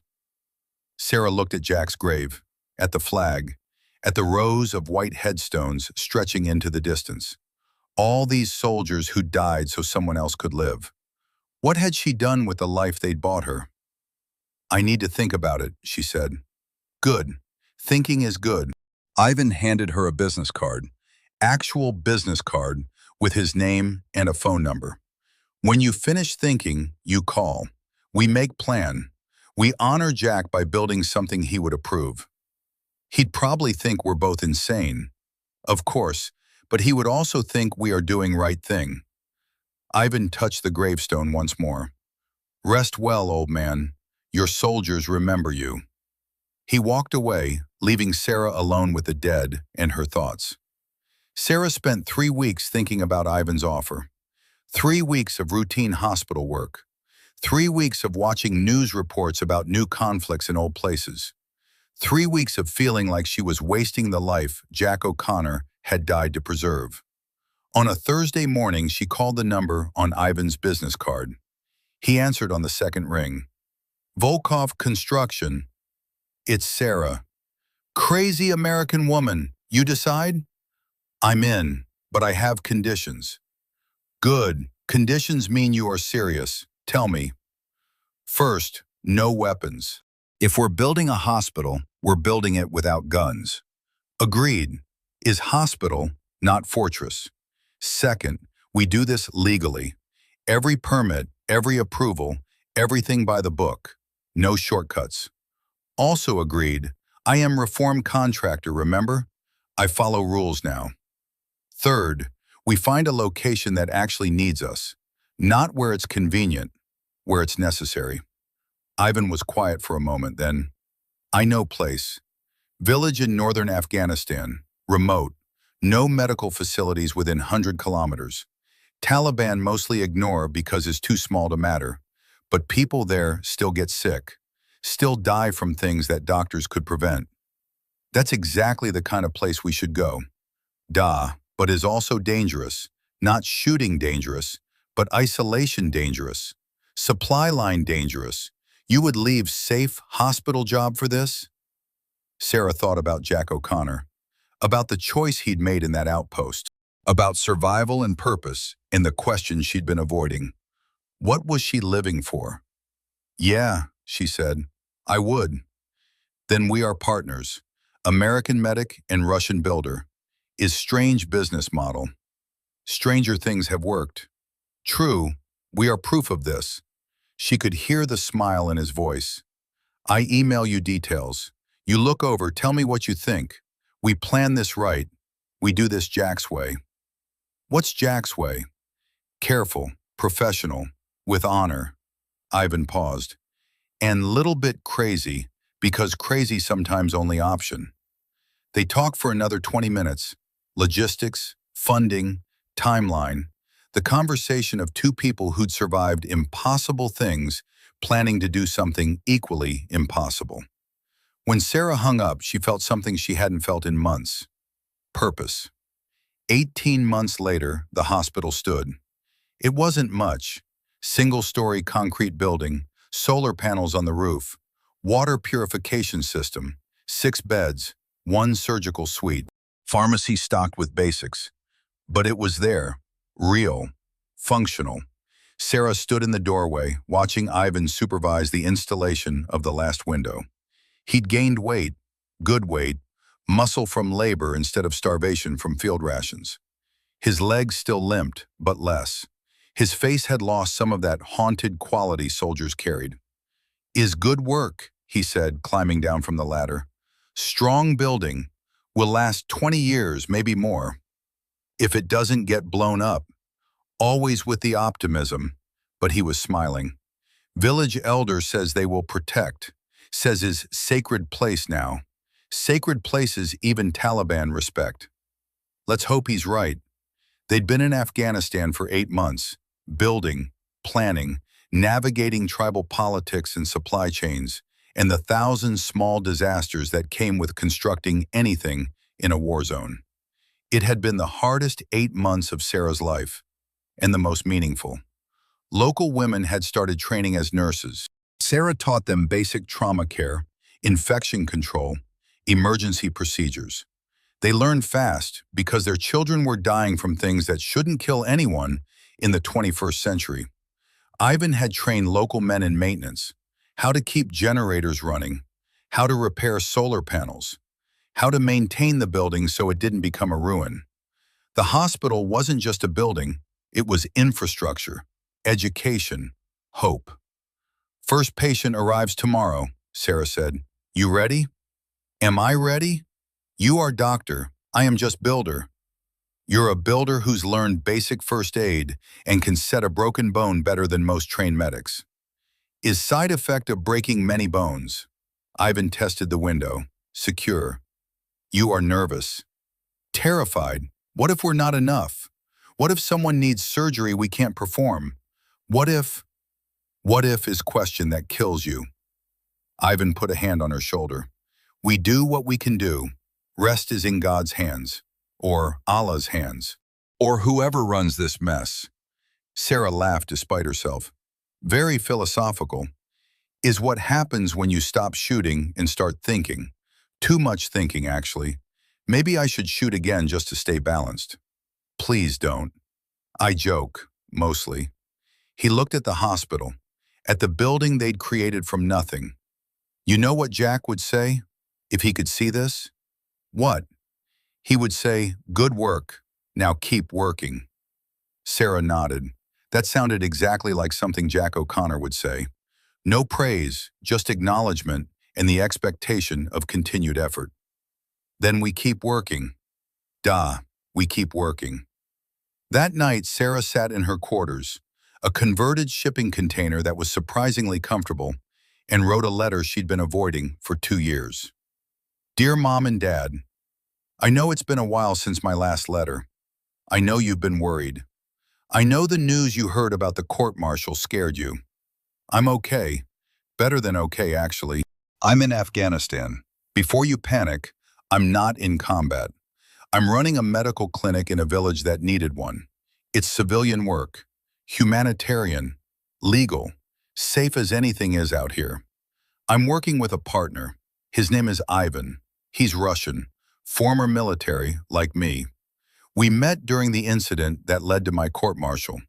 It's a long story, and not one I can fully explain in a letter.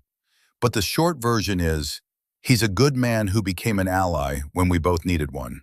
We built a hospital together. Small place, 6 beds, but it's saving lives, real lives. Kids who would have died from infection, women who would have died in childbirth, old men who would have died from pneumonia. Every life we save feels like keeping a promise to someone who isn't here anymore. I know this isn't the career you imagined for me. Combat medic was supposed to lead to civilian nursing, maybe medical school. Instead, I'm in a village most maps don't name, doing medicine with supplies we improvise more often than not. But I'm happy, I think, or at least I'm useful. And after everything that happened, useful feels like enough. I'll be home for Christmas, I promise. 2 weeks leave. We can talk then about everything I can't write. Tell Dad his daughter is still a soldier, just a different kind. Love, Sarah. She sealed the letter, addressed it, put it in the outgoing mailbag that left twice a month. Then she lay down on her cot and stared at the ceiling, thinking about choices and consequences and the strange paths that led from helicopters crashing in mountains to hospitals standing in valleys. 3 months into operations, Taliban representatives came to the village. Sarah was treating a child's infected wound when Ivan burst into the clinic. "We have visitors, armed, 15 men." Sarah's combat instincts kicked in immediately. "Weapons? In truck. But I think if we go for weapons, they shoot first." Ivan's face was calm, but his eyes were calculating. "I think this is test." They walked outside together. The Taliban fighters stood in the village square, not aggressive but not friendly. Their leader, a man maybe 50, with a gray beard and eyes that had seen too much, stepped forward. He spoke in Pashto. Ivan translated. He says, "Who are you? Why are you here?" Sarah stepped forward, kept her hands visible. "Tell him we're doctors. We built a hospital to help people." Ivan translated. The leader responded. He says, "Americans help no one. Americans bring bombs." "Tell him I'm not here as an American. I'm here as a doctor. Tell him his people are welcome. We treat everyone." More translation. The leader looked skeptical. Then he gestured. One of his fighters limped forward, shrapnel wound in the leg, infected, weeks old. The leader spoke again. Ivan translated. He says, "If you are doctor, prove it." Sarah looked at the wounded fighter, looked at the leader, understood the test. "Bring him inside." They carried the fighter into the clinic. Sarah worked under the watchful eyes of 15 Taliban fighters who could kill her at any moment if she failed. She cleaned the wound, debrided dead tissue, applied antibiotics, bandaged properly, gave the man a course of medication and instructions through Ivan's translation. The fighter stood, tested his leg, nodded. The leader watched all of this. Then he spoke directly to Sarah in broken English. "You, good doctor, you help, my soldier. This I remember." He left. His fighters left. The village breathed again. Ivan looked at Sarah. "We passed test. For now. For now is all we ever have." He smiled. "But I think we buy more for now than before." 1 year after the hospital opened, they held a small ceremony. The village elder spoke. Local families brought food. Children who'd been treated in the clinic presented Sarah and Ivan with handmade gifts. A scarf, a carved wooden box, a drawing of the hospital. Sarah stood beside Ivan, watching people celebrate a building that had saved 37 lives in 12 months. 37 people who would have died. Not bad for a demoted medic and a reformed contractor. "You know what is strange?" Ivan said quietly. "I kill more people than this in my career. Many more. But these 37 people we save, these I remember. These matter." "That's not strange, that's being human." "Maybe is same thing." He raised his cup of tea. "To Jack O'Connor, who died so we could do this." Sarah raised her cup. "To Jack." They drank. The celebration continued around them.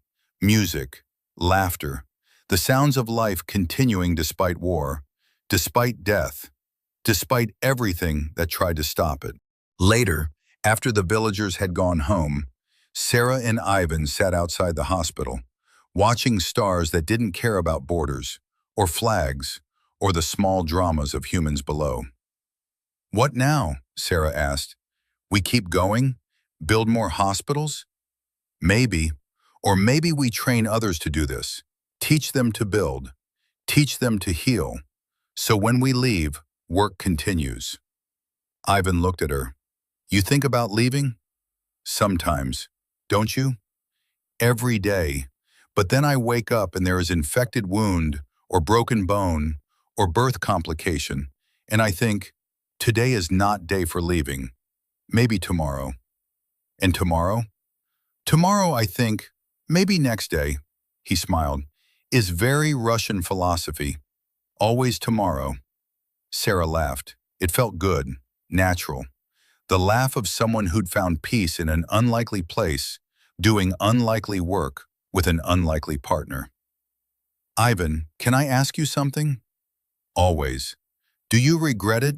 Everything that happened, the crash, Jack dying, the court-martial, all of it?" Ivan was quiet for a long time. Then, I regret Jack die. I regret you lose rank. I regret war exists and makes these choices necessary. He paused. But I do not regret meeting you. I do not regret this hospital. I do not regret becoming person who builds instead of destroys. He looked at her. Regret is luxury of people who have better options. We have only option we have, and we make it work. That's surprisingly optimistic for a Russian. I know, is very concerning. Next I will smile and believe in happy endings. Don't go that far, it's creepy. They sat in comfortable silence, two survivors who'd become builders, two enemies who'd become something beyond friendship, partners in the work of making broken things less broken. It wasn't the ending either of them had planned, but it was the ending they'd earned. And sometimes, earning something made it worth more than planning ever could. 2 years after the hospital opened, Sarah's phone rang with a number she recognized. Staff Sergeant Webb. Miller, you're hard to reach. I'm in the middle of Afghanistan, Sergeant. Reception is spotty. So I hear. Got an interesting report cross my desk. Says you and that Russian built a functioning medical facility that's treated over 300 patients. That true?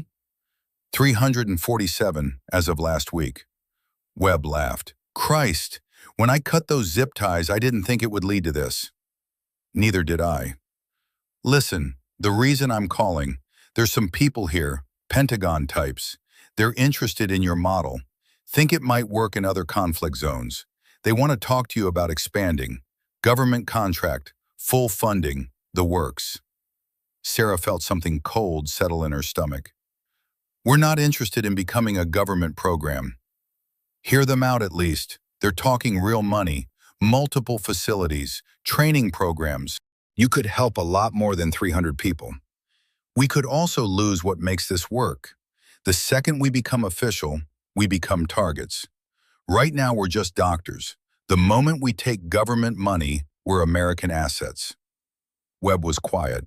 Then, fair point, but think about it. You don't have to decide now. I'll think about it. After she hung up, Ivan appeared in the doorway. Government want to buy us? How did you? Thin walls, good ears, Russian training. He sat down. What you think? I think the moment we take their money, we lose our independence. We become part of the machine. But we also become part of supply chain. Regular medicine, equipment, vaccines, he paused, is complicated choice. It's always complicated choices with us. Is why we good team. We both understand complicated. Ivan pulled out 2 cups, poured tea from a thermos he always carried. You remember helicopter crash? You remember thinking, I shoot him or I don't shoot him? Every day. That was complicated choice. This is also complicated choice, but I think same principle applies. He handed her a cup. We choose what keeps most people alive. Everything else is politics. Sarah sipped the tea. Ivan had learned to make it the Afghan way, sweet with cardamom. It was better than anything she'd had stateside. We take the meeting, she decided, hear what they're offering, but we go in with our terms, our rules. If they don't like it, we walk. Good plan, very American, negotiate from strength. Learned it from a Russian. Then his very good plan, best kind. 3 years after Jack O'Connor's death, Sarah returned to Arlington. She brought Ivan with her, brought photographs of the hospital, brought stories of the people they'd saved, brought proof that Jack's sacrifice had grown into something beyond survival. They stood at the grave on the same gray Tuesday that matched the weather. Old man, Ivan spoke first, in English so Sarah could understand. We did it. We build thing you would approve. Hospital. Real hospital. We saved many lives. Is not enough to balance what you pay, but is something. Sarah placed fresh flowers on the grave. I got promoted back to E5. Took 3 years, but I did it. Through civilian work, not military. Turns out building hospitals counts as service. She smiled. You'd probably say that's the easiest promotion I ever earned. The wind moved through the cemetery, carrying the sound of a funeral happening 3 rows over. Life and death, always overlapping. We're expanding, Sarah continued. 2 more hospitals, one in Syria, one in Yemen. Government money, but our terms. We keep independence. We stay civilian. We treat everyone. She paused. Ivan's heading the Syria project. I'm taking Yemen. We're splitting up for the first time since the crash. Ivan nodded. Is time. We train good people. They ready to lead. We ready to lead different teams.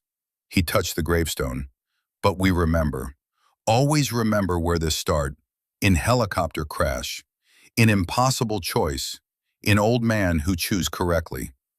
They stood in silence, paying respects the only way that mattered, by showing that the life he'd bought them hadn't been wasted. Finally, Sarah spoke. I wrote a book about everything that happened, the crash, you, Jack, the hospital. My attorney says it's probably going to be controversial. The military won't like it.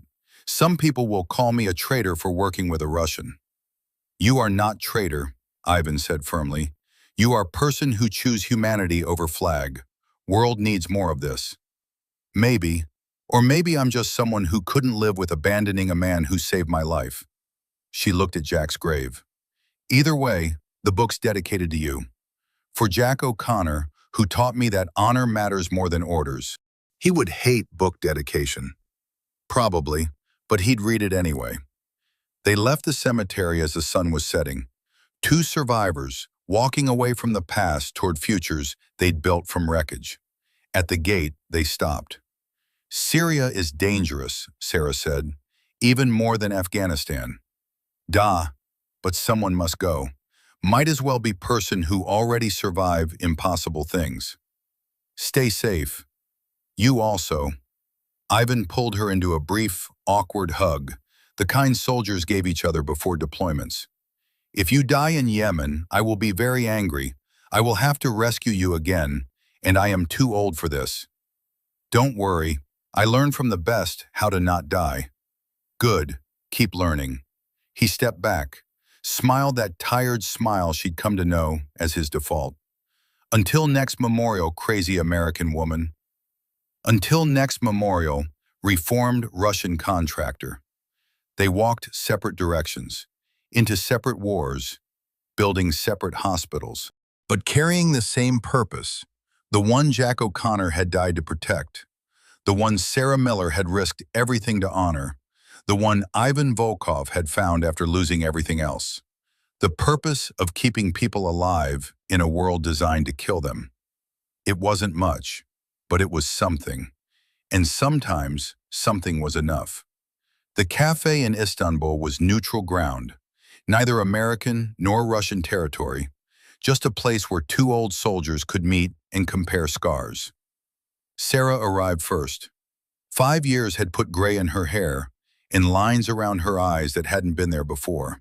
She'd aged in the way people aged when they'd seen too much, but refused to look away. Ivan arrived 10 minutes late. He walked with a worse limp now, something from Syria, Sarah guessed, but his eyes were clearer, less haunted. They embraced.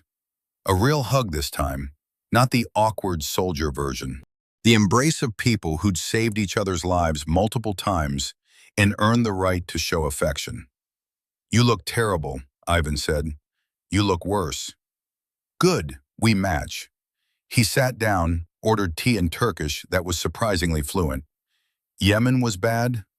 Yemen was hell. But we got 2 hospitals running, training 40 local medical staff, lost 1 building to shelling, rebuilt it. Sarah pulled out her phone, showed pictures. That's Dr. Amira. She's running the Southern Clinic now. Better than I ever did. Good, should be better. We train them to be better. Ivan showed his own phone. Syria, 3 hospitals now. Dr. Qasim, remember him? He is chief of operations. I am just consultant now. Old man who shows up and criticizes construction. They traded stories for an hour, successes and failures, patients saved and patients lost. The mathematics of humanitarian work that never quite balanced but kept them trying anyway. Finally, Sarah asked the question she'd been avoiding. How many? How many what? How many lives saved? Total. All hospitals. Ivan pulled out a worn notebook, flipped through pages covered in Cyrillic script and numbers. By my count, 2,347 people, give or take, hard to track exact numbers. Sarah did the math. That's 2,000 more than died in that helicopter crash. Is good return on investment, Ivan smiled. Jack would approve. He always liked efficiency. He'd say we're still not done. He would be right. Ivan closed the notebook. But I am getting old, Sarah. 63 now. Body is breaking down. Syria winters are very cold for old bones. You thinking about stopping? I think about it. Then I wake up and remember. What else I do? Retire to Moscow? Sit in an apartment and wait for death? He shook his head. I am soldier. Soldiers do not retire. We just find different wars to fight. Sarah understood. She'd had the same thought every time her parents asked when she was coming home. There's something else, she said. The Pentagon contacted me again. They want to create a program based on our model. Officially sanctioned. Funded. Supported. They're calling it the O'Connor Initiative. Ivan raised an eyebrow. They used Jack's name? With his family's permission, his daughter reached out to me, said her father would have wanted his name attached to something that saved lives, rather than just another memorial plaque. What they offer?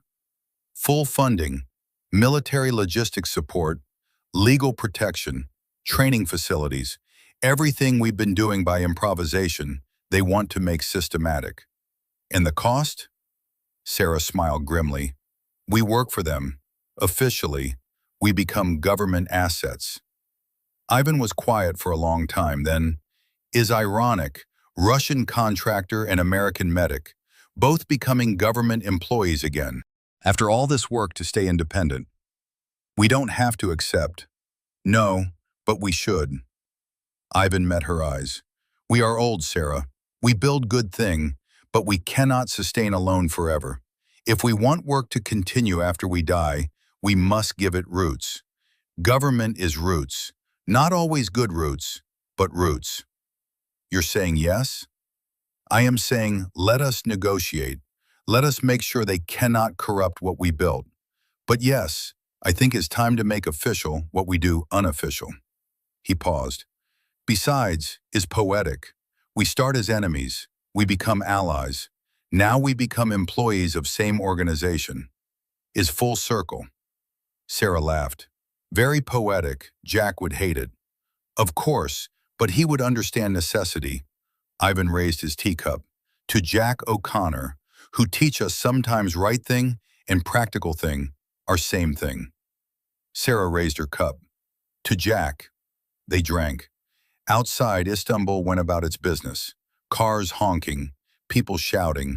The sounds of a city that didn't care about two old soldiers making decisions about hospitals and futures, and the weight of carrying Jack O'Connor's legacy. One more thing, Sarah said. If we do this, if we take the Pentagon contract, I want you listed as co-founder, equal partner. None of this consultant bullshit. Pentagon will not like Russian name on American program. Then Pentagon can deal with it or find someone else. Sarah's tone left no room for argument. We built this together. We get credit together. Or I walk. Ivan smiled. You have become very fierce in old age. Learn from best. True, I am excellent teacher. He stood, testing his bad leg. Come, we have plans to make, contracts to negotiate, hospitals to build. Right now? Why not? We are already here. We have tea. We have brain. We have stubbornness. He offered his hand to help her up. Is all we ever need. Sarah took his hand, let him pull her to her feet. Two old soldiers, scarred and tired, walking toward a future they'd build the same way they'd built everything else. One decision at a time, One life saved at a time. One day at a time. In memory of a man who'd believed that honor mattered more than survival, and who died proving it. Arlington National Cemetery, 10 years after the crash. The memorial stone is simple. Black granite, 3 names. Jack O'Connor, United States Army. Who taught us that honor matters more than orders. Sarah Miller, Ivan Volkov. Who learned. It's not official. The military didn't approve it, but it's there anyway, placed by people who remembered. The O'Connor Initiative now runs 47 hospitals across 12 countries, has trained over 2,000 medical professionals, has saved an estimated 37,000 lives. Sarah Miller serves as Director of Operations, still travels, still builds, still heals. Ivan Volkov serves as Director of Infrastructure, still designs, still teaches, still carries a photograph of a little girl who never grew old. They're both getting old themselves now. Gray hair, slow walks, the accumulation of injuries that don't heal as fast as they used to. But they're still building, still honoring the choice Jack O'Connor made in a Soviet outpost when he decided that 2 survivors were worth 1 sacrifice. The math has proven him right, 2,000 times over, and counting.